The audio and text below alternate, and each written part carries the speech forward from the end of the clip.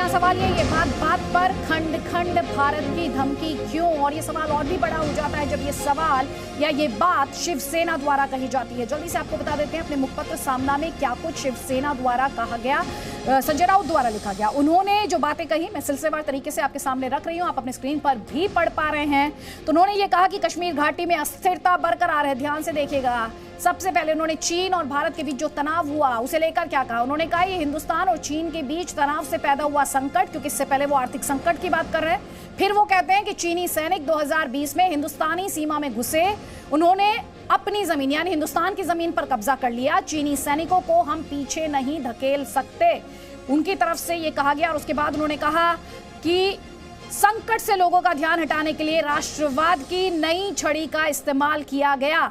और फिर उन्होंने कहा कश्मीर घाटी में अस्थिरता बरकरार है, चीन ने लद्दाख में घुसपैठ की है, पंजाब के किसानों पर जोर जबरदस्ती का प्रयोग शुरू है।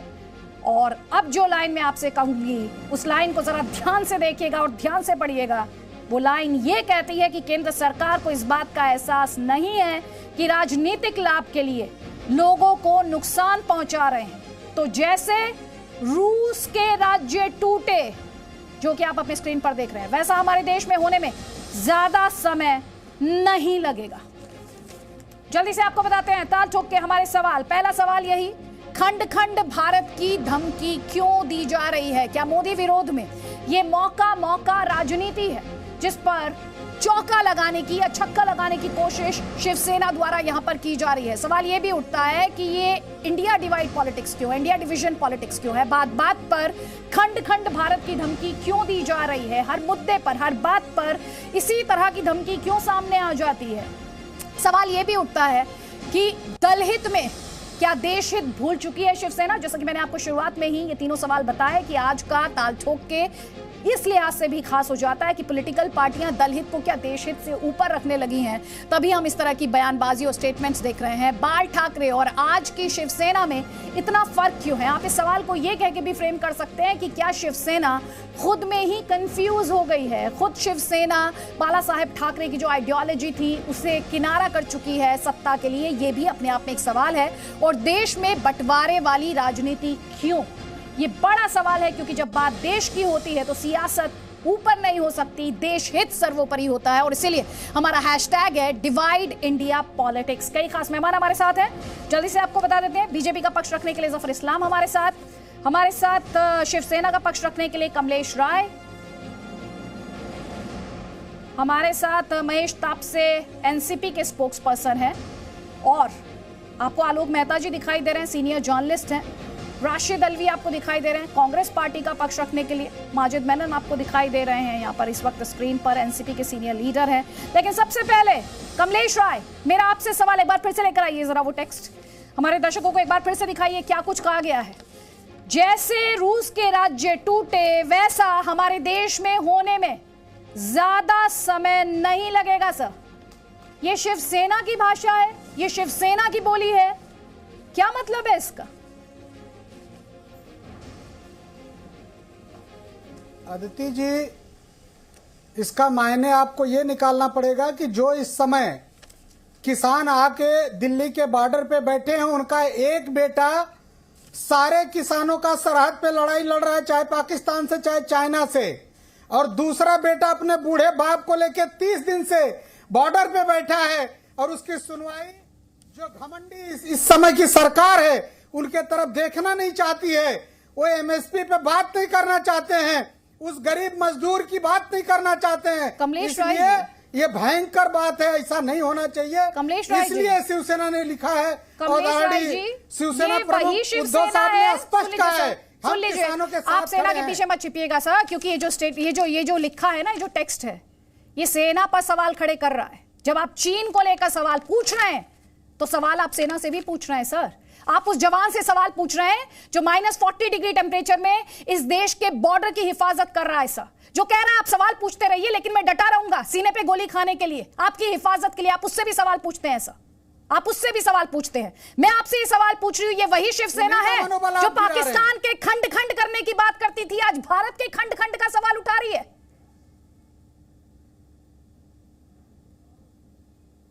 अदिति जी, मैं उन्हीं सैनिकों की बात कर रहा हूं जो 40 डिग्री टेम्परेचर में भारत की रक्षा कर रहे हैं। सर 40 डिग्री नहीं, -40 इस देश की सरकार कर रही है। उनके बूढ़े बाप जो बैठे हैं 30 दिन से धरने पे, उनसे बात करने कोई नहीं जा रहा है। हम करें सो कानून। कुछ उद्योगपतियों के लिए जो काम हो रहा है इस देश में, जो बेरोजगारी बढ़ा रहा है, गरीबी बढ़ा रहा है, मजदूरों की तरफ कोई ध्यान नहीं दे रहा है, वो किसानों के लिए बोला जा रहा है। खंड खंड मतलब शिवसेना से बड़ा देशभक्त कोई नहीं है। लेकिन आज जो इस देश के साथ चल रहा है, जो तानाशाही चल रही है, उसके विरोध में बताया गया है। ये आपको समझने की जरूरत है। क्या बताया गया? आप भी समझिए। नहीं, क्या बताया गया? उठाइए अपने मन से एक चीज उठाइए कि जो किसान आज बॉर्डर पे इस तरह से तरस रहे हैं, आज तक कोई उनसे बात करने नहीं गया। सर आपको शायद पता नहीं है, आपको शायद पता नहीं है। आप सर तथ्यों के लिहाज से तो बात कर लीजिए सर, तथ्यों के लिहाज से तो बात कर लीजिए सर, तथ्यों के लिहाज से। कितने राउंड की बातचीत हुई है किसानों और सरकार के बीच में सर? तथ्यों को दुरुस्त करना मेरा काम है एज ए मॉडरेटर। तो आप मुझे बताइए कितनी बार बात हुई है? पहले तो आप तथ्य के लिहाज से इस बात को ठीक कीजिए। लेकिन फिर भी मेरा सवाल आपसे वही है, कश्मीर घाटी में अस्थिरता बरकरार है, चीन ने लद्दाख में घुसपैठ की है। ये किस तरह की भाषा है सर? ये किस तरह की भाषा है? वो हकीकत की जांच करे सरकार। अगर आरोप लगा है तो सरकार का काम है जांच करके बताना। लेकिन जो नौजवान वहां पे लड़ रहे हैं, उनके बूढ़े बुजुर्ग आके सरहद पे बैठे हैं, उनका ध्यान कौन देगा? सरकार आपने बोझा प्रस्ताव भेजा, प्रस्ताव अगर सरकार को लग रहा है किसानों को उनके हित में नहीं है तो वापस कमलेश राय जी, सर सत्ता से ऊपर, सत्ता देशित से ऊपर तो होती नहीं सर, सत्ता देशित से ऊपर नहीं होती। इसी के कुछ और अंश पढ़ूंगी और उसके बाद जफर इस्लाम मुझे आपका जवाब चाहिए। जहां से मैं कोट कर रही हूं उससे पहले वो आर्थिक संकट की बात करते हैं इस लेख में, और अब मैं कोट कर रही हूं, यह हिंदुस्तान और चीन के बीच तनाव से पैदा हुआ संकट है। चीनी सैनिक 2020 में हिंदुस्तानी सीमा में घुसे, उन्होंने जमीन पर कब्जा कर लिया। चीनी सैनिकों को हम पीछे नहीं धकेल सकते थे। ध्यान से सुनिए एक बार फिर, चीनी सैनिकों को हम पीछे नहीं धकेल सकते थे, लेकिन संकट से लोगों का ध्यान हटाने के लिए राष्ट्रवाद की नई छड़ी का इस्तेमाल किया गया। चीनी वस्तुओं और चीनी निवेश के बहिष्कार का प्रचार किया गया। चीनी निवेश पर अंकुश लगाने की बजाय चीन की सेना को यदि पीछे धकेला गया होता तो राष्ट्रवाद तीव्रता से चमकता दिखाई देता। सर किसका अपमान कर रहे हैं सर आप? कमलेश राय जी, किसका अपमान है ये? गलवान के शहीदों का अपमान कर रहे हैं, उन सैनिकों का अपमान कर रहे हैं, उन परिवारों का अपमान कर रहे हैं जिनके बेटे डटे हुए हैं, ताकि हम और आप ये डिबेट कर सके। सर लोकतंत्र में अदिति जी, पत्रकारिता सच्चाई के लिए होती है। अच्छा, किसी की दलाली या किसी की मजबूरी के लिए नहीं होती है। जो पत्रकारिता इस समय चल रही है, कुछ न्यूज चैनल आप देख लीजिए, भाजपा सर मैं दूसरे चैनल्स के लिए अकाउंटेबल नहीं हूं। सुन लीजिए कमलेश राय जी, लिखा गया जो कमलेश राय जी, मैं दूसरे चैनल्स के लिए अकाउंटेबल नहीं हूं। सुन लीजिए, सस्ती भाषा को मैं एंडोर्स नहीं करती और ना चैनल एंडोर्स करता है। और तीसरी बात, हम पैनलिस्ट की राय का या उनकी भाषा का समर्थन नहीं करते हैं। और सर आप उसी समय तार्किक तौर पर मुझसे हार गए कमलेश जी, जब आपने निजी आक्षेप लगाने की कोशिश की। जैसे ही आपने इंसिनुएट करना शुरू किया, आप ये डिबेट हार गए सर। आप ये डिबेट हार गए क्योंकि आप नहीं देख पा रहे हैं कि कश्मीर में क्या हुआ। कश्मीर में, जम्मू कश्मीर में ऐतिहासिक डीडीसी चुनाव हुए, बिजली, सड़क, पानी पर वोट पड़ा, हिंसा नहीं हुई, आतंकियों को करारा जवाब मिला, बैलेट भारी पड़ा बुलेट पर। आपको दिखाई नहीं देगा सर, आपको दिखाई नहीं देगा। कोई बात नहीं, आप मत देखिए क्योंकि मैं आपकी भाषा नहीं बोलती, इसलिए आप निजी हमले करेंगे। ठीक है, जफर इस्लाम। देखिए आदित्य जी, जब इनके पास जवाब नहीं होता है तो अलग अलग एलिगेशंस लगाते रहते हैं, कभी सरकार पे, कभी जर्नलिस्ट पे, कभी आर्मी पे, कभी हमारे देश के जवानों पे। इनके पास इसलिए कि इनकी जो है मानसिकता बदल गई है। अब इनकी मानसिकता, कभी ये कहते थे कि हम देश के सिपाही हैं, आज ये कहते हैं कि कांग्रेस के सिपाही हैं, ये शरद पवार जी के सिपाही हैं, ये वो उस गठबंधन और टुकड़े टुकड़े गैंग के सिपाही है और उनके ही दलाल बन के जो अभी कह रहे हैं। आप भी उसी भाषा पे आ गए सर, जफर इस्लाम। नहीं तो मैं उनको नहीं, मैं भाषा भी थोड़ा सा संयम होना चाहिए सर। नहीं, मैं कह रहा हूँ कि भाषा नहीं होनी चाहिए सर। कह रहे बिल्कुल नहीं, मैं उनको बता रहा हूँ कि इस तरह की भाषा कहते हैं, इनको भी कह सकता है कि आप इनके दलाल हो गए। नहीं सर, क्या गलत है? प्लीज आप तार्किक तौर पर बहस कीजिए। मैं सारे पैनलिस्ट से कह रही हूँ, तार्किक तौर पर बहस कीजिए। मैं सिर्फ इतना कह रहा हूं कि देखिए, आपने सही बात उठाई कि कश्मीर में पूरी दुनिया ने देखा फ्री एंड फेयर इलेक्शन हुआ, वहां पर आम नागरिक आके वोट दिया। जो डेमोक्रेसी के नाफिज करने के लिए, जमहूरियत नाफिज करने के लिए हम गए थे, हमारी सरकार ने कोशिश की, वो हो पाए, खून खराबा नहीं हुआ। ये नहीं चाहते थे, ये चाहते थे कि वहां पर बाइकआउट हो, वहां इलेक्शन 5% हो, वहां पर फारूक अब्दुल्ला जैसे लोग 5% 3,000 वोट पाकर और पार्लियामेंट में आ जाए, ऐसे और वो भी जोर जबरदस्ती से वो करते थे। अब फ्री एंड फेयर इलेक्शन में उसके बाद उसको दाद नहीं देंगे, लेकिन हाँ, ये गलत तरीके से मुद्दे को इधर उधर मोड़ने का काम करते हैं। जहां तक आपको याद है, चाइना ने खुद स्वीकारा है कि उसके 50 से ज्यादा सैनिक को हमारे सैनिकों ने मार गिराया था, भगाया था, अपने एरिया से भगाया था, भारत की जमीन से निकाला था। कम से कम जवानों को इस तरह से, और जो शहीद हुए जवानों को इस तरह से, उनके परिवारजन क्या सोच रहे होंगे आपके बारे में, कि सत्ता का मोह ऐसा है कि अपने आप आज जवानों को इस तरह से गलत तरीके से उनके बारे में बात कर रहे हैं। कम से कम शहादत को तो सराहिए, शहादत को आप सराहने वाले नहीं है। आप वहां पर बोलते हैं हम शेर है महाराष्ट्र में, और यहाँ पर आप गिदड़ जैसी बात कर रहे हैं। अरे कम से कम जिन जवानों ने जिंदा दिल दिखाया है अपने देश के लिए, मर बैठे हैं, नहीं मर बैठे हैं उसको, अरे आप तो टुकड़े गैंग के साथ बिक गए कमलेश जी, टुकड़े गैंग के साथ बिक गए, हाथों में आप लोग खेल रहे हो। तो फिर आज आपको इस देश का किसान सस्ती भाषा का इस्तेमाल कर रहे हैं, जिसने आपको कमलेश जी, अपने गरीबा में झांक के देखिए, वो उद्धव ठाकरे जी क्या बोलते थे, आज उनके जबान नहीं है मुंह पे, इसलिए कि उनकी जबान जो है कंट्रोल कर रहे हैं एक दिल्ली से सोनिया गांधी जी, दूसरे बात शरद पवार जी, और वो बीच में मोहरा बन के बैठे हैं। और ये जो सामना में लिखते हैं, नहीं अगर आप तक आवाज पहुंच पा रही हो, ठीक है सर, आप लोग तू मैं मत कीजिए, तार्किक तौर पर रहिए, सस्ती और हल्की भाषा का इस्तेमाल मत कीजिए, मुद्दे पर रहिए। महेश, आपसे जानना चाहती हूँ, एनसीपी इस पर, इस स्टेटमेंट पर, जैसे रूस के राज्य टूटे वैसा हमारे देश में होने में ज्यादा समय नहीं लगेगा, कहां खड़ी है एनसीपी इस पर? देश के साथ कि शिवसेना के साथ? एनसीपी कहां खड़ी? देखिए, एनसीपी देश के साथ खड़ी है, और जो संजय राउत जी ने कहा वो एक लेखक, एक संपादक के तहत का है। आज तक तो हम देख रहे थे कि पत्रकार जो है नेताओं से प्रश्न निर्माण कर रहे हैं, आज तो पत्रकार को प्रश्न पूछ रहा है। आप ये सोचिए कि संजय राउत जी ने पूरे जो उनका जो एडिटोरियल है, उस एडिटोरियल के अंदर पूरे पिछले 5 साल में और पिछले साल में ज्यादा जिस प्रकार से भारत की स्थिति हुई, उस सारी चीजों के बारे में उन्होंने खुलासा किया। उसके ऊपर उन्होंने एक लाइन लिखी। एक पत्रकार या एक लेखक की भावना हमेशा सांकेतिक शब्दों में होती है। इस देश के टुकड़े होने नहीं देंगे, वो बात अलग है।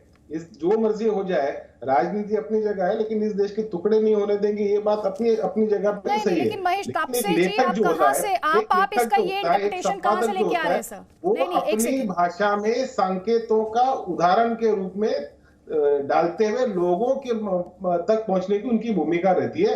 अगर आप उद्धव तो नहीं है, एक बार फिर से पढ़ देती हूं मैं। उद्धव जी को पूछेंगे क्या आप महाराष्ट्र, आप बात को नहीं, प्लीज मुद्दे को घुमाइए नहीं, प्लीज।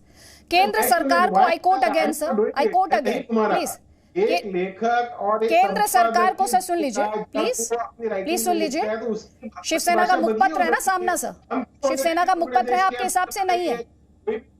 देश के टुकड़े नहीं सर, आप देखिए पिछले 5 साल में जिस प्रकार की राजनीति भारतीय जनता पार्टी की तरफ से की जा रही है, हर एक जगह पे मुझे फिर से पढ़ना पड़ेगा आपके सामने, मुझे फिर से बताना पड़ेगा, और जो दर्शक अपनी स्क्रीन पर पढ़ पा रहे हैं, केंद्र सरकार को, सर आप मुझे बोलने नहीं देंगे, आप मुझे बोलने नहीं देंगे, क्योंकि मैं सही वाजिब पॉइंट उठा रही हूँ। प्लीज मुझे सवाल तो मेरा बोलने दीजिए, रिपीट करने दीजिए सर, बोल लीजिएगा। आप अपनी इंटरप्रिटेशन देने की कोशिश कर रहे हैं, मैं वो दिखाने की कोशिश कर रही हूँ जो उन्होंने लिखा है, जिस पर बात होनी चाहिए सर।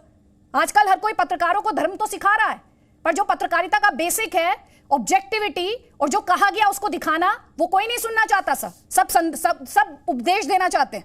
केंद्र सरकार को इस बात का एहसास नहीं कि राजनीतिक लाभ के लिए लोगों को नुकसान पहुंचाया जा रहा है, तो जैसे रूस के राज्य टूटे वैसा हमारे देश में होने में ज्यादा समय नहीं लगेगा सर। कोई मतलब नहीं। आपने सवाल पूछा, मैं आपको जवाब दे रहा हूँ। एक लेखक के संकेतों को समझिए। इसमें क्या संकेत है सर? टुकड़े नहीं होने देंगे, उसकी गवाही हम दे रहे ना भारतीय जनता पार्टी होने देगी, ना शिवसेना होने देगी, ना कांग्रेस टुकड़े होने देगी, ना राष्ट्रवादी कांग्रेस पार्टी टुकड़े होने देगी।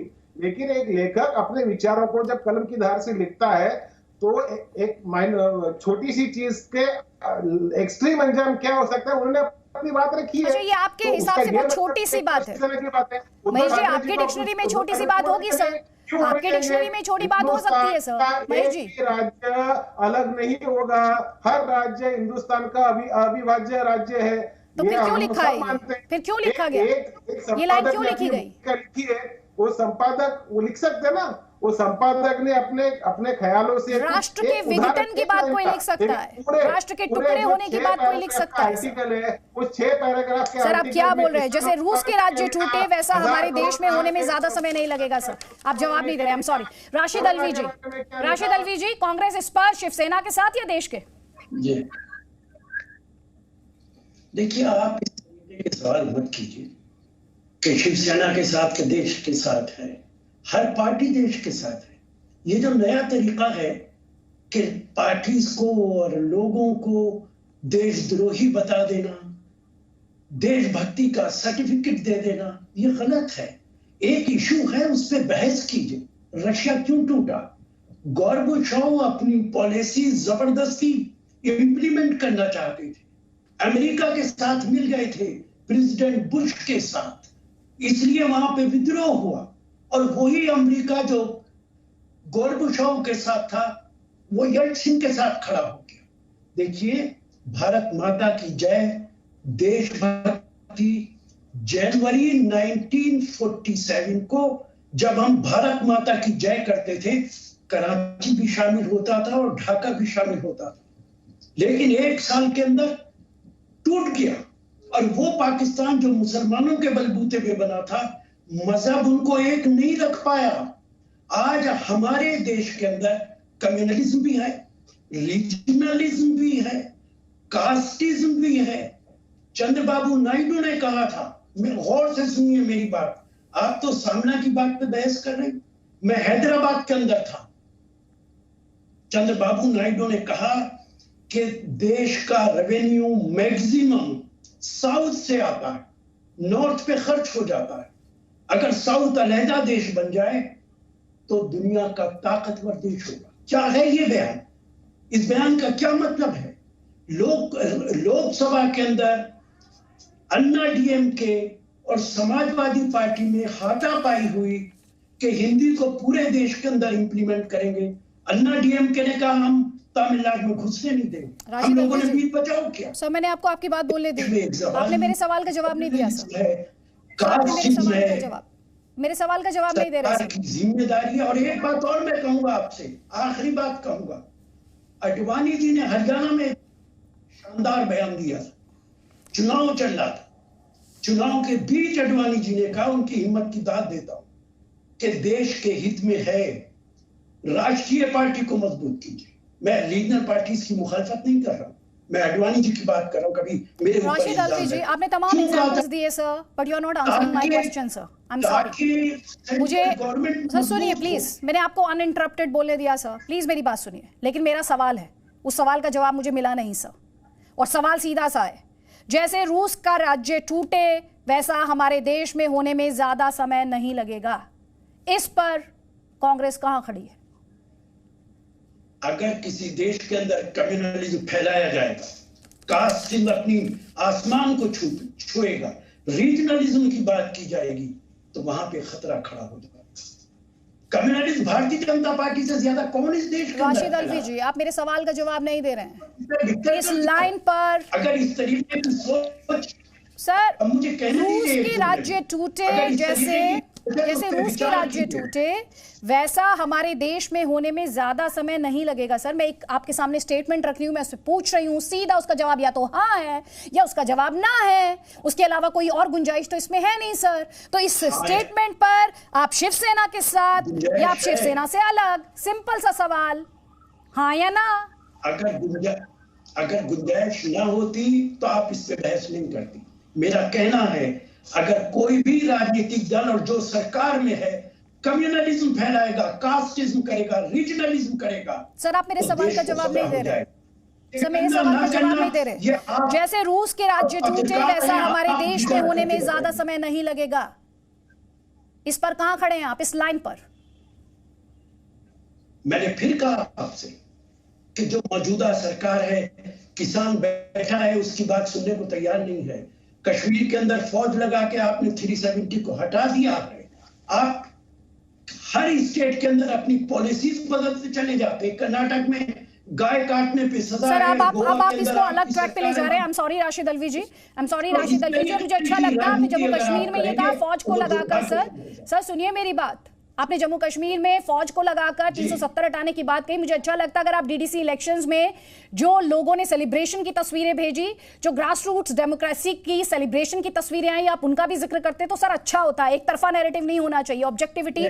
जैसे पत्रकारों को उपदेश दिया जाता है वैसे नेता भी अगर थोड़ी सी ऑब्जेक्टिविटी ले आए और कंप्लीट पिक्चर पेश करें तो बेहतर होगा। कोई बात नहीं। आलोक मेहता जी यहाँ पर नेता, हर पार्टी इस लाइन पर खुलकर बोलने से बचती दिखाई देती है। कोई इसे कहता है इसमें सांकेतिक मीनिंग है, कोई इसे कहता है अगर ऐसा होगा तो ऐसा होगा। मैं आपसे बहुत सीधा सवाल पूछ रही हूं।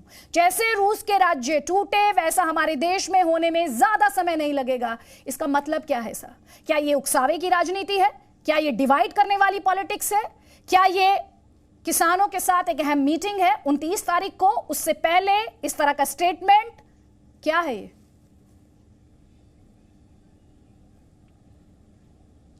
देखिए अदिति जी, इसमें कोई शक नहीं, सब ये बड़े नेता हमारे साथ आपके इस पैनल में हैं।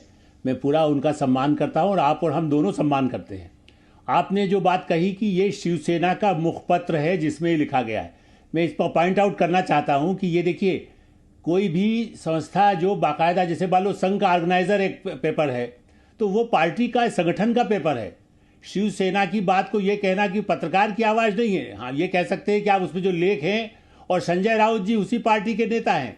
और जो आपने सवाल उठाया रूस की तरह टुकड़े टुकड़े होंगे, देखिए पाकिस्तान क्या चाहता है, बांग्लादेश का बदला लेने के लिए कब से लगा है, कश्मीर को अलग करने के लिए।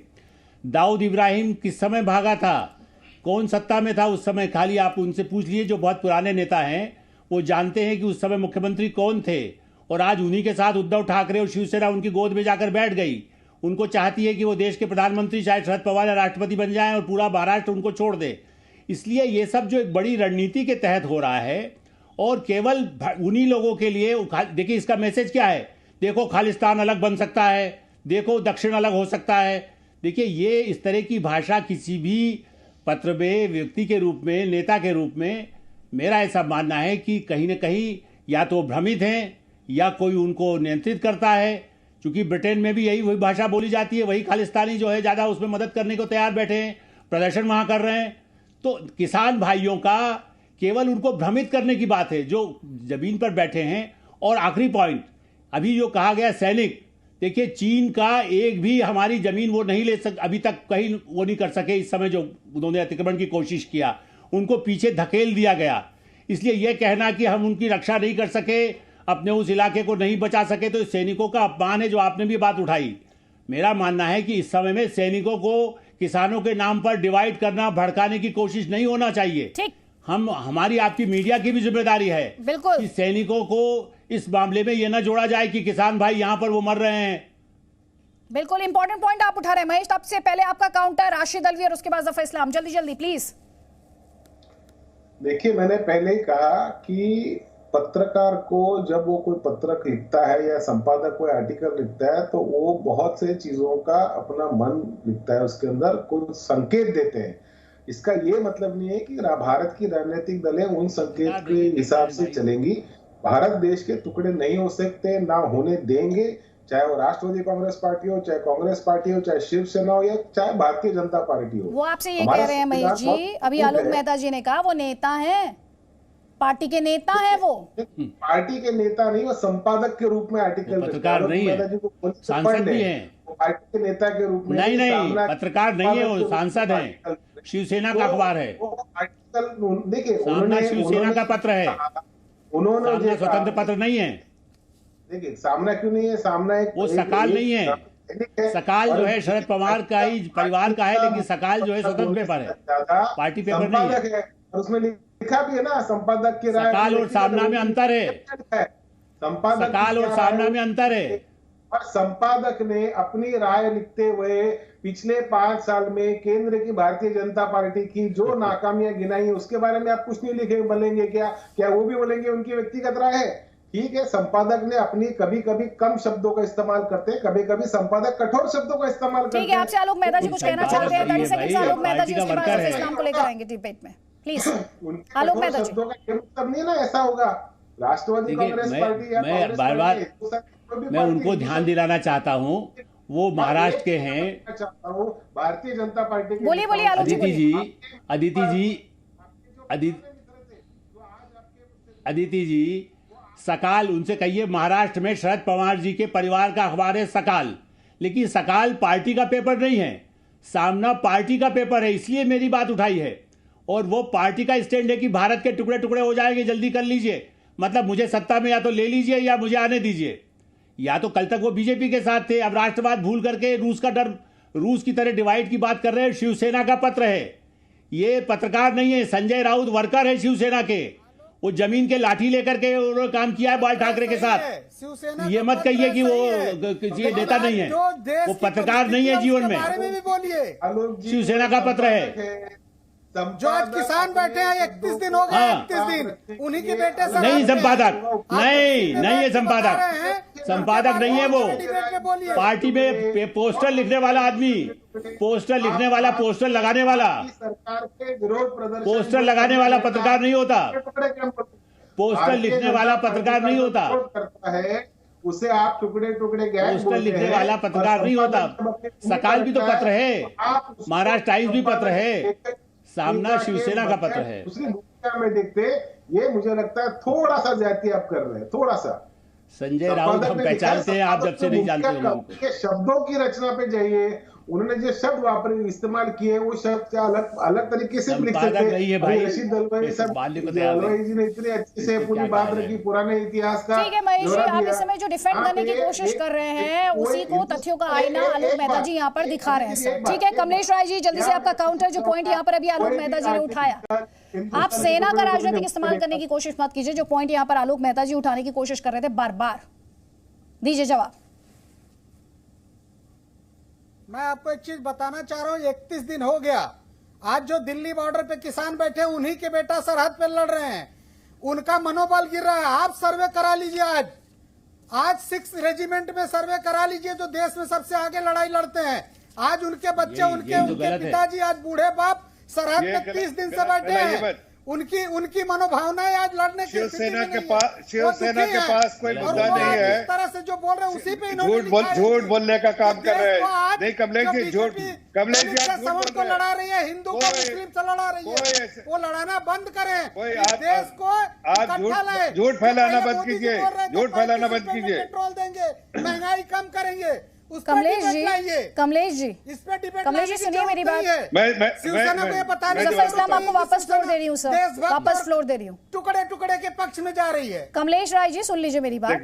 कमलेश राय जी सर, हर जवान सर, आप यहाँ पर सिख रेजिमेंट को ले आए, आपने जो रिफ्ट क्रिएट करने की कोशिश की सेना के माध्यम से भी सर, बख्श दीजिए सेना को सर, बख्श दीजिए, सियासत से उनको दूर रहने दीजिए। वो अपना काम जानते हैं, अपना काम करते हैं। आपने तो जिस तरह से सियासत के लिए उन्हें खींचा है, सियासत में जिस तरह से उन्हें खींचने की कोशिश की है, फिर से पढ़कर बताऊं क्या आपको? चीनी सैनिक 2020 में हिंदुस्तानी सीमा में घुसे, उन्होंने जमीन पर कब्जा कर लिया। चीनी सैनिकों को हम पीछे नहीं धकेल सकते थे, फिर से पढ़ती हूँ, चीनी सैनिकों को हम पीछे नहीं धकेल सकते थे, लेकिन संकट से लोगों का ध्यान हटाने के लिए राष्ट्रवाद की नई छड़ी का इस्तेमाल किया गया। और आगे सुनिए, चीनी वस्तुओं और चीनी निवेश के बहिष्कार का प्रचार किया गया। चीनी निवेश पर अंकुश लगाने की बजाय चीन की सेना को यदि पीछे धकेला गया होता तो राष्ट्रवाद तीव्रता से चमकता दिखाई देता। और आप मुझे यहां पर जवानों की दुहाई दे रहे हैं सर, तो उन जवानों के परिवार जिन्होंने शहादत दी है ना सर, इसमें गलत इस समय रो रही होगी उन जवानों की आत्मा, और परिवार इस समय सोच रहे होंगे कैसे नेताओं के लिए दिया है हमारे बेटे ने, हमारे पति ने, हमारे भाई ने, हमारे पिता ने सुप्रीम सैक्रिफाइस। इस समय ये सोच रहे होंगे वो जवान और उनके परिवार, ये सोच रहे होंगे। जफर इस्लाम, देखिए आदित्य जी, ये वही शिवसेना है जो कल तक कहती रहती थी कि हम जाके बॉर्डर पे लड़ाई करेंगे। आज वहां पे बॉर्डर पे शहीद होने वालों का अपमान कर रही है। ये वही शिवसेना है जो कल तक टुकड़े टुकड़े गैंग के खिलाफ खड़ी थी, आज उनके समर्थन में खड़ी है। ये वही शिवसेना है जो कल तक कांग्रेस पार्टी को पता नहीं किन किन बातों से कोसती थी, आज वो उनके गोद में बैठी है और उनकी हर बातों को जो है अपने कलम से लिखने की कोशिश कर रही है। अरे आज भी देशभक्त है, ये किसानों की पार्टी है, मजदूरों की पार्टी है, गरीबों की पार्टी है, ये अमीरों की पार्टी नहीं है, चंदा लेके काम नहीं करती है पार्टी है, ये पार्टी लोगों की मदद करती है गरीबों को। कल तक तो कहते थे कि परिवार का जरूरत पड़ती है तो अगले पंक्ति में खून देने के लिए खड़े होते हैं। ये मत भूलिए, ये मत भूलिए। आप लोग तो बिल पास करने के पहले अदानी का वहां पे गोडाउन बनवा दिए, तो किस तरह का बिल पास होने के पहले अदानी का वहां पे गोडाउन बन गया, ये खरीद के राशन रखेंगे और बेचेंगे। समाज में रह के आप क्या बात कर रहे हैं? करती है, आप झूठे मक्कार लोग हैं।